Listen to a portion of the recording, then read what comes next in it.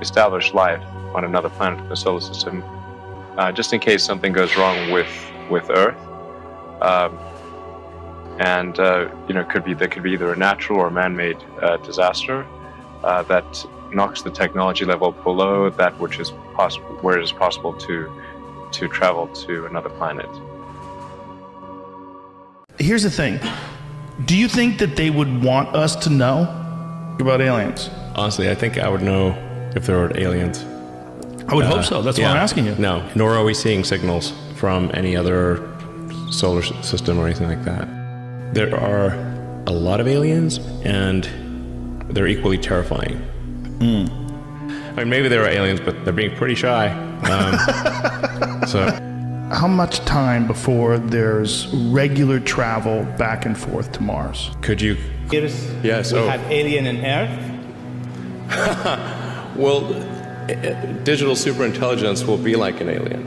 It will be like an alien. Yeah. But my question is, do you think there is other intelligent life outside the Earth? It seems probable, but I think this is one of the great questions in physics and philosophy, is where are the aliens? Maybe they're among us, I don't know.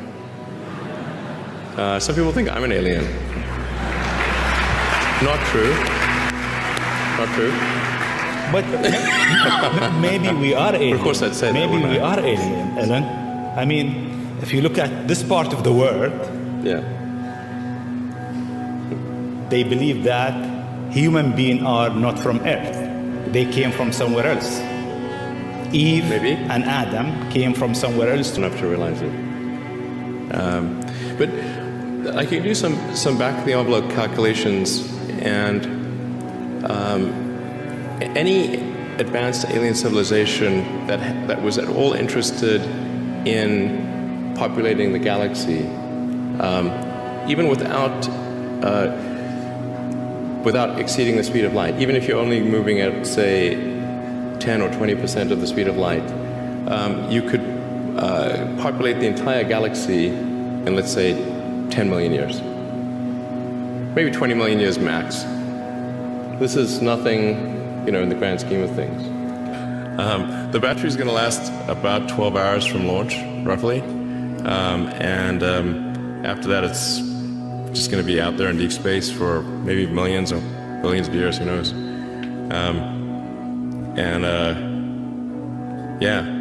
Maybe discovered by some future, and particularly conscious life. And in doing so, we'll be better able to understand the nature of the universe and making life multiplanetary, achieving sustainable production and consumption of energy. Obviously, the internet as a whole. I mean, the continued growth of the internet, and then potentially, if we do this, reprogramming human genetics, and the fifth one would be artificial intelligence. Working on the kind of the first three, but not the last two. The last two I think have the greatest potential to be a double-edged sword.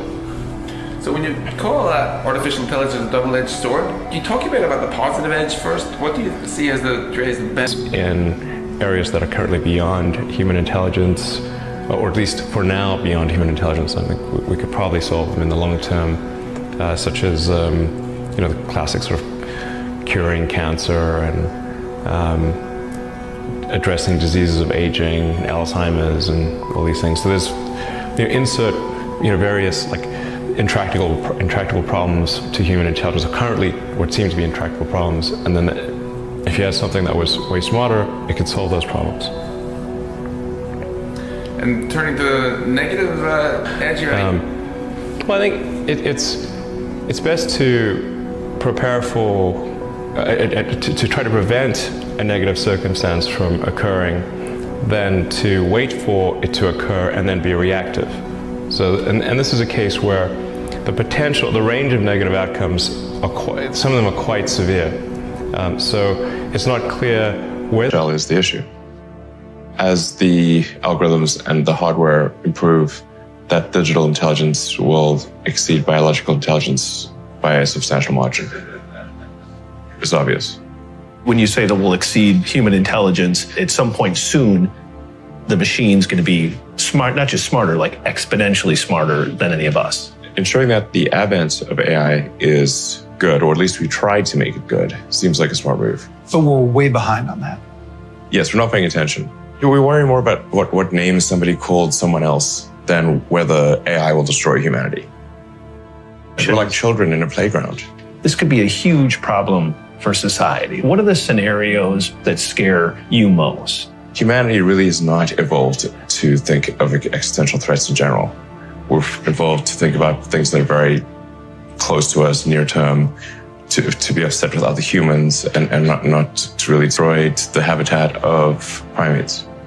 I mean, it wouldn't necessarily be destroyed, but we might be relegated to a small corner of the world. When Homo sapiens became much smarter than other primates, it pushed all the other ones into small habitats. They're just in the way.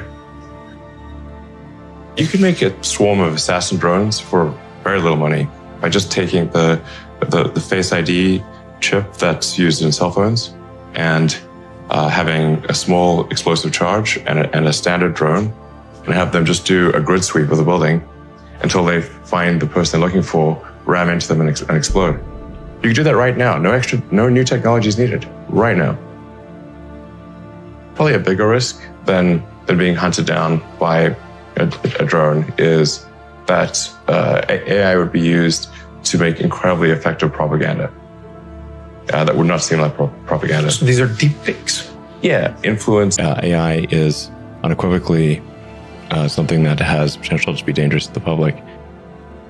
Digital intelligence will be able to outthink us in every way, and it will certainly be able to simulate what we consider consciousness. So to a degree that you would not be able to tell the difference. Like we will not be able to be smarter than a digital supercomputer. So therefore, if you cannot beat them, join them. People in the AI community refer to the advent of digital superintelligence as a singularity.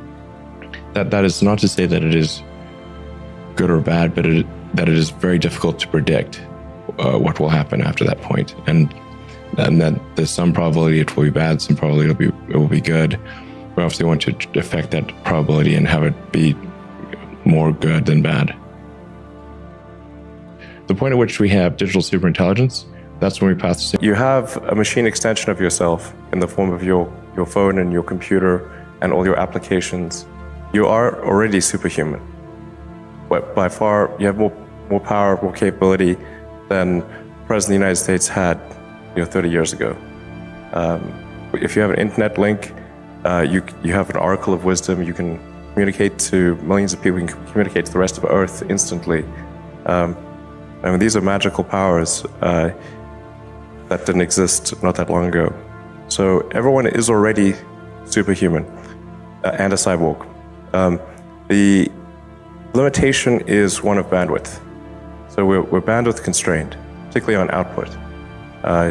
So our input is much better, but our output is extremely slow.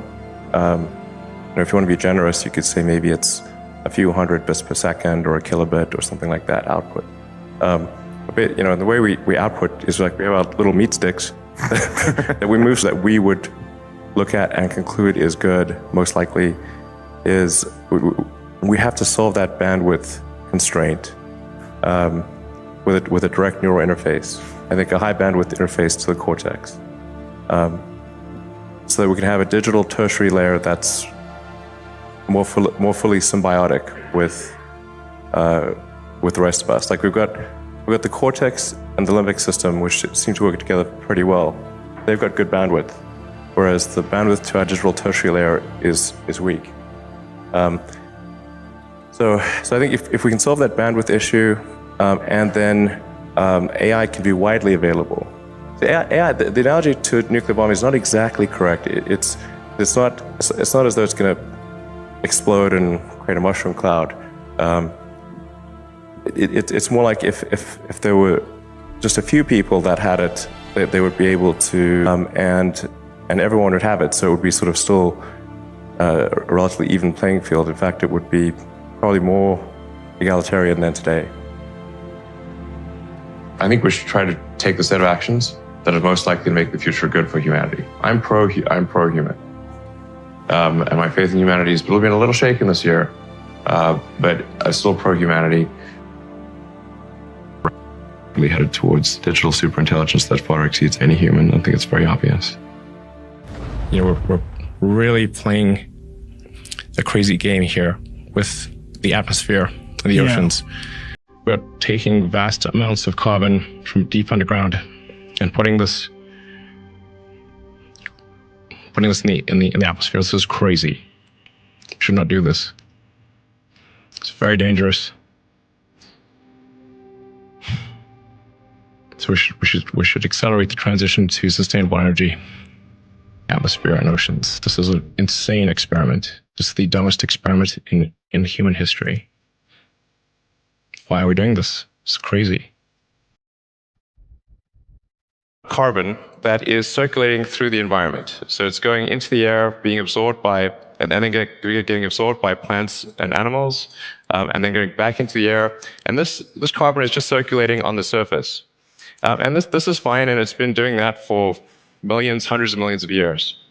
The thing that's changed is that we've added something to the mix. So we added all this extra carbon to the carbon cycle, and the net result is that the carbon in the ocean's atmosphere is growing over time. It's much more than can be absorbed by the ecosystem. It's really quite simple. We're taking billions of tons of carbon that's been buried for hundreds of millions of years and is not part of the carbon cycle climb. This is the essence of the problem. This is very unusual and a very, very extreme threat, as you can see from this rate of growth. This is an insane experiment. This is the dumbest experiment in human history. Why are we doing this? It's crazy.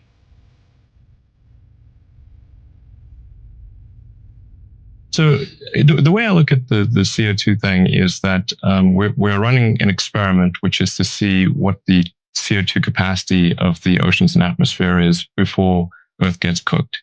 I don't think that's a wise experiment. That experiment, let's say that experiment is 99% likely to show that CO2 is no problem, but 1% likely to show that it's going to cook the planet. I don't think we want to take that 1% chance. It's just not smart. You think 1% is the right number? I think it's more than 1%. You think it's what? Well, it depends on when and how many trillions of CO2.